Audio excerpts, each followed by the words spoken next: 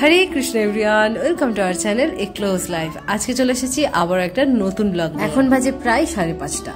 আজকে আমার ক্লাস আছে, তো ক্লাসের জন্য এখন আমি রেডি হয়ে নিয়েছি। তো সেন্টার থেকে আমার বাড়ি খুব একটা বেশি দূর নয়, তাই এইটুকুটা আমি হেঁটেই যাতায়াত করি। যদিও আমাদের সারা দিনে অন্তত 1 ঘন্টা হাঁটা উচিত, সেটা তো আমার তো তোমরা যারা রঘুনাথগঞ্জ থেকে আমার ভিডিওটা দেখছো, তো তাদের উদ্দেশ্যেই বলি যে এই ক্লাসটা ডায়মন্ড ক্লাবে। আসলে আমাদের 90% মেয়েদেরই সেম পিসিওডি, পিসিওএস, থাইরয়েড, আর এগুলোর জন্যই কিন্তু আমাদের ডেইলি এক্সারসাইজটা, যেটা আবার আমার পক্ষে বাড়িতে রেগুলার করা একেবারেই সম্ভব। তো ক্লাস শেষ হয়ে গেলে আমি একটু যাই মোর সুপার মার্কেটে আমার স্টুডেন্টের জন্য কিছু চকলেট কিনতে। তো যখনই আমার চকলেট কেনার থাকে আমি কিন্তু প্রথমেই এখানে চলে আসি, কারণ এখানকার থেকে ভালো আমি আর কোথাও পাবো। তো ক্লাসে যাওয়ার আগে কিন্তু আমি এই কেকগুলো প্যাকিং করে সুন্দরভাবে ফ্রিজে সেট করতে দিয়ে গিয়েছিলাম। এটা হচ্ছে একটা মিক্সড ফ্রুট। তো আজকে এই যে কেকটা অর্ডার করেছে সে আমাদের বাড়ির কাছেই থাকে। ওর আমার হাতে তৈরি কেক কিন্তু খুবই ভালো। আর এটা হচ্ছে একটা ভ্যানিলা ফ্লেভারের ক্রিম কেক, অ্যানিভার্সারির জন্য অর্ডার করেছে। এই কেকটা অনেকটা দূরে যাবে, যার জন্য আমাকে একটু বেশি টাইম ধরে এটা সেট করতে দিতে হবে। তো এগুলোই ছিল আজকের অর্ডার। এরপর বাইরে গিয়ে দেখি 1 ক্যারেট। এখানে ছিল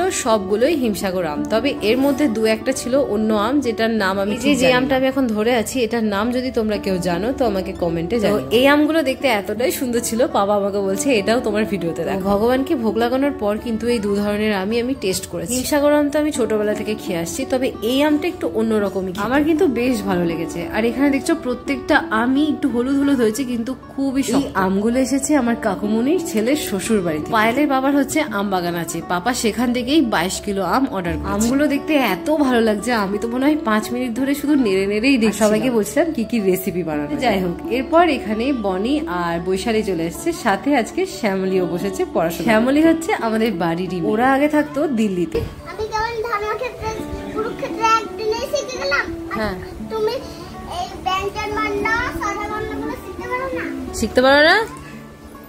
আসো পড়ো, আঙুল দাও। আমি হেল্প করব না, আমি হেল্প করব না না, ওরকম করলে হবে না, ওর তো নতুন শিখছে, ওকে একটু হেল্প করতে হবে। নাও পড়ো।